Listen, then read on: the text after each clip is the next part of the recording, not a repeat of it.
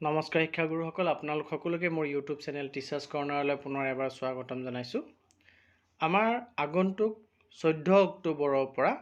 14 অক্টোবৰ সোমবাৰ আৰু তাৰ পৰা প্ৰত্যেক সপ্তাহৰ প্ৰথম সোমবাৰটো অৰ্থাৎ 14 অক্টোবৰ, তাৰপিছত 21 October, 28 October,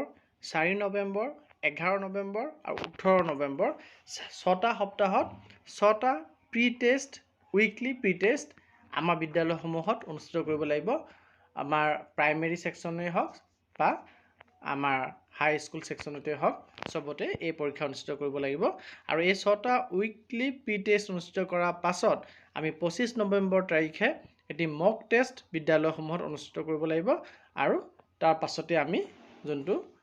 national achievement survey, যোনটো 4 ডিচেম্বৰ 2024 তাৰিখে অনুষ্ঠিত হ'বলৈ গৈ আছে, আমাৰ বিদ্যালয়সমূহত নেশ্যনেল এচিভমেণ্ট ছাৰ্ভে অনুষ্ঠিত হ'ব। এই মক টেষ্ট আৰু প্ৰি টেষ্টৰ বিষয়ে এটি নটিফিকেশ্যন ইতিমধ্যে প্ৰকাশ পাইছে। আজি ভিডিঅ'টিত মই সম্পূৰ্ণ নটিফিকেশ্যন আৰু এই টেষ্টত কোনকেইটা ছাবজেক্ট, কোনকেইটা ক্লাছৰ অনুষ্ঠিত হ'ব, প্ৰশ্ন কাকত কেনেধৰণৰ হ'ব, সকলো কথা আলোচনা কৰিম। ভিডিঅ'টি শেষলৈকে চাব, চাই ভাল পালে লাইক এণ্ড শ্বেয়াৰ কৰিব আৰু চেনেলটি যদি এতিয়াও ছাবস্ক্ৰাইব কৰা নাই কাইণ্ডলি ছাবস্ক্ৰাইব কৰিব। এই সম্পৰ্কে সমগ্ৰ শিক্ষা অসমৰ ফালৰ পৰা এটি নটিফিকেশ্যন ইতিমধ্যে প্ৰকাশ পাইছে আৰু তাত উল্লেখ কৰিছে যে 4 ডিচেম্বৰ 2024 তাৰিখে নেশ্যনেল এচিভমেণ্ট ছাৰ্ভে, যাক আমি পৰখ বুলি বৰ্তমানে জানিব গৈ আছোঁ, এই পৰখৰ পৰীক্ষা অনুষ্ঠিত হ'ব। আৰু এই পৰখৰ ওপৰত এটি ডিটেইলছ ভিডিঅ' মই অলৰেডি আপলোড কৰি থোৱা আছে, আপোনালোকে সেইটো চালে বহু কথা গম পাব। এই পৰখৰ বা নেশ্যনেল এচিভমেণ্ট ছাৰ্ভেত আমাৰ ক্লাছ 3, 6 আৰু ক্লাছ 9ৰ ষ্টুডেণ্টক এচিভমেণ্ট টেষ্ট লোৱা হ'ব। আৰু ক্লাছ 3 আৰু 6ৰ কাৰণে লেংগুৱেজ, মেথামেটিক্স আৰু এনভাইৰমেণ্টেল ছায়েন্স এই তিনিটা বিষয়ত লোৱা হ'ব। আৰু ক্লাছ 9ৰ কাৰণে লেংগুৱেজ, মেথামেটিক্স আৰু ছায়েন্স, ছ'চিয়েল ছায়েন্স এই 4টা বিষয়ত নেশ্যনেল এচিভমেণ্ট ছাৰ্ভে অনুষ্ঠিত হ'ব। আৰু এই বিষয়ে সকলো বিদ্যালয়ক অৱগত কৰা হয় যে এই ক্লাছ 3, 6 আৰু 9ত ছাত্ৰ ছাত্ৰীসকলে যিহেতু নাচত বহিব, নাচৰ এক্সামত, আৰু তাৰ কাৰণে তেওঁলোক প্ৰিপেয়াৰ কৰিবৰ কাৰণে বা তেওঁলোকৰ পৰা বেষ্ট পাৰফৰ্মেঞ্চটো উলিয়াই আনিব পাৰিবৰ কাৰণে আমি প্ৰি নাচ এক্টিভিটিজ বিদ্যালয়ত চলাব লাগিব,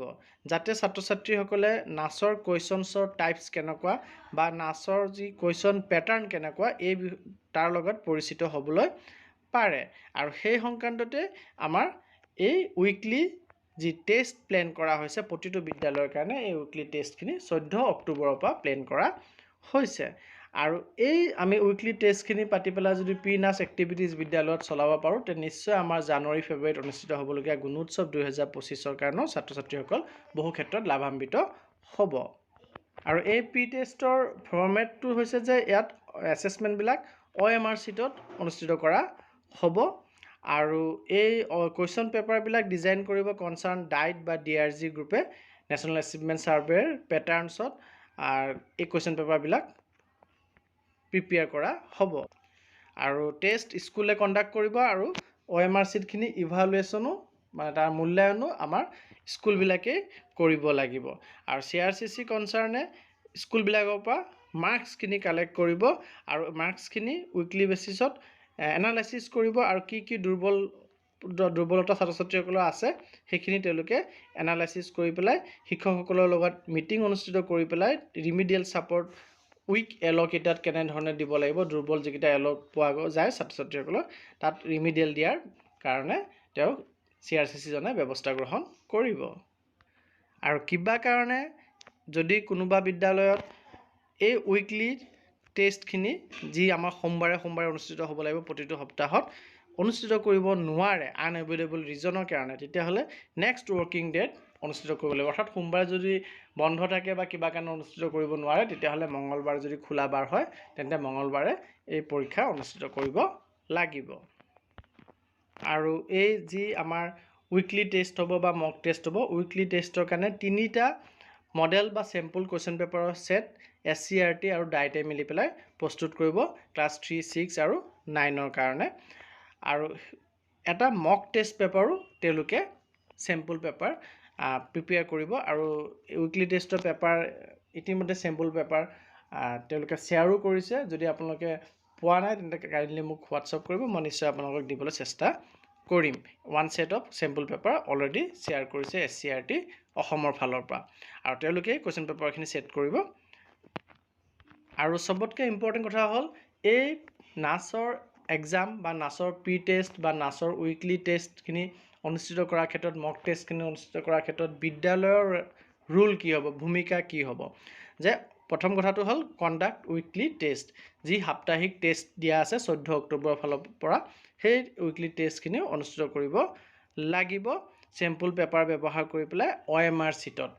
ছাত্ৰ ছাত্ৰীসকলক OMR চিটত উইকলি টেষ্ট অনুষ্ঠিত কৰিব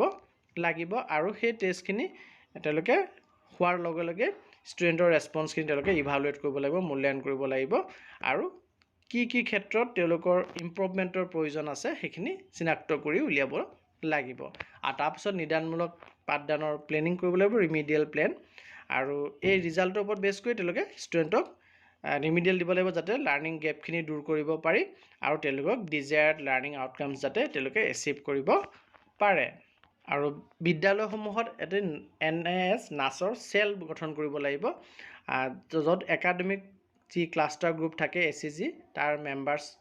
থাকিব স্কুলৰ হেড টিচাৰ থাকিব টিচাৰ্ছ থাকিব আৰু SMC SMDC মেম্বাৰসকলক লৈ পেলাই এই নাচ চেলটো অনুষ্ঠিত কৰিব গঠন কৰিব লাগিব আৰু এই নাচ চেলৰ কাম হ'ব তেওঁলোকে যি বিদ্যালয়ত উইকলি টেষ্ট হ'ব সেই টেষ্ট পৰ্যবেক্ষণ কৰা ৰিজাল্ট ফলাফল টেষ্টৰ ফলাফল এনালাইচিছ কৰা আৰু যি ৰিমিডিয়েল ষ্ট্ৰেটেজিছ ল'ব লাগিব নিদানমূলক পাঠদান কৰাব লাগিব বিদ্যালয়ত য'ত য'ত প্ৰয়োজন হ'ব যাৰ যাৰ প্ৰয়োজন আছে সেইটো ইমপ্লিমেণ্ট কৰা এই নাচ চেলৰ কামৰ ভিতৰত পৰিব আৰু এই পত্ৰটি মিছন ডাইৰেক্টৰ ওম প্ৰকাশ ছাৰৰ ফালৰ পৰা আহিছে আৰু ইয়াত উল্লেখ কৰিছে শেষত কৈছে যে নাচ 2024 কাৰণে প্ৰিপেয়াৰ হ'বৰ কাৰণে আমি ৰিগৰিয়াছ আৰু চিষ্টেমেটিক টেষ্টিং কৰাব লাগিব বিদ্যালয়সমূহত ইভালুৱেশ্যন হ'ব লাগিব আৰু ৰিমিডিয়েল মেজাৰ্ছ ল'ব লাগিব আৰু SCRT DIET district mission office BMC CRCC আৰু স্কুলৰ সমিল মিলেহে এই ক্ৰুচিয়েল যোনটো ড্ৰাইভ চলিব নাচ 2024 কাৰণে সফল কৰিবৰ কাৰণে নাচ 2024 অসমক সফলতাৰে অসমে পাৰ্টিচিপেট যাতে কৰিব পাৰে অসমে ভাল ফল দেখুৱাব পাৰে তাৰ কাৰণে এই গোটেইকেইটা শিক্ষা বিভাগৰ অংশৰ সমিল মিলেৰে সকলোৰে প্ৰচেষ্টাৰে সৈতেহে আমি আগবাঢ়িব লাগিব তেখেতে সকলোকে অনুৰোধ জনাইছে যাতে আমি সকলোৱে মিলি পেলাই নাচ 2024 অসমক ভাল ফলাফল দেখুৱাব পাৰোঁ গতিকে আমাৰ বিদ্যালয়সমূহত মই আকৌ এবাৰ ৰিপিট কৰিছোঁ অক্টোবৰৰ 14 তাৰিখৰ পৰা প্ৰতি সোমবাৰে এটি উইকলি টেষ্ট নাচ 2024 প্ৰিপেয়াৰনেছৰ কাৰণে অনুষ্ঠিত কৰিব লাগিব আৰু তেনেদৰে 6টা সোমবাৰে 6টা টেষ্ট অনুষ্ঠিত হ'ব আৰু তাৰপিছত পিছৰ সোমবাৰটো অৰ্থাৎ নৱেম্বৰৰ 25 তাৰিখে আমাৰ বিদ্যালয়সমূহত মক টেষ্ট অনুষ্ঠিত হ'ব আৰু তাৰপিছত আমি 4 ডিচেম্বৰ তাৰিখে নেশ্যনেল এচিভমেণ্ট ছাৰ্ভেত অংশ ল'ব লাগিব আৰু এই পৰীক্ষাসমূহৰ কাৰণে চেম্পল কুৱেশ্যন পেপাৰ SCRT ডাইটৰ ফালৰ পৰা প্ৰিপেয়াৰ কৰা হ'ব আৰু OMR চিটতহে পৰীক্ষা অনুষ্ঠিত কৰিব লাগিব যাতে ছাত্ৰ ছাত্ৰীসকলে নাচত যি OMRত এক্সাম দিবলগীয়া হ'ব বা আগন্তুক গুণোৎসৱ 2024-25 যোনটো 25 চনৰ ফেব্ৰুৱাৰী মাহত জানুৱাৰী মাহত অনুষ্ঠিত হ'ব সেই গুণোৎসৱতো যিহেতু OMR চিটত কুৱেশ্যন এনচাৰ কৰিব লাগিব গতিকে ছাত্ৰ ছাত্ৰীসকল তাৰ কাৰণে প্ৰিপেয়াৰ হ'বলৈ ইয়াত সুবিধা পাব আৰু কাৰোবাৰ যদি কিবা বিশেষ কাৰণবশতঃ কোনোবা এটা সোমবাৰ বন্ধ থকাৰ কাৰণে বা কিবা কাৰণত অনুষ্ঠিত কৰিব নোৱাৰে এৰাব নোৱাৰাৰ কাৰণত এই উইকলি টেষ্ট তেতিয়াহ'লে তাৰ নেক্সট খোলা বাৰটোতে অৰ্থাৎ মঙলবাৰ যদি খোলা মঙলবাৰে টেষ্ট অনুষ্ঠিত কৰিব লাগিব 6টা উইকলি টেষ্ট বিদ্যালয়ত হ'বই লাগিব আৰু তাৰ পাছত মক টেষ্টটো নৱেম্বৰ 25 তাৰিখে হ'বই লাগিব গতিকে এইখিনি ইনফৰমেশ্যন আপোনালোকক দিবলগীয়া আছিলে ধন্যবাদ